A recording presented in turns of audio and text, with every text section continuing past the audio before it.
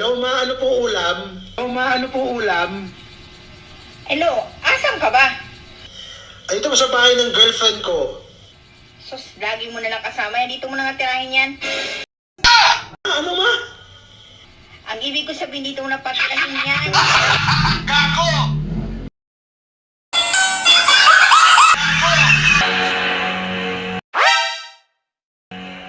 Oh, ginabi ka.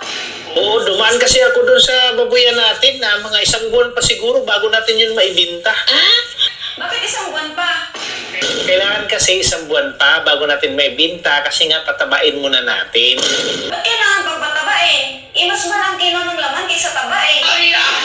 So kapag ganyan, mas mahal kasi natin mabibinta yun kapag matataba na. Eh kung ganon, pwede na pala ito ibenta.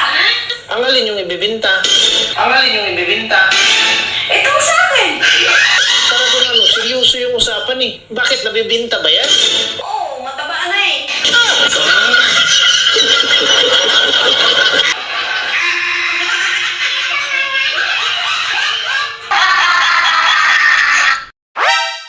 Ano nga ang kaibahan ng empleyado sa boss? Pag ang empleyado nagkamali, tanga. Pag ang boss nga nagkamali, tao lang.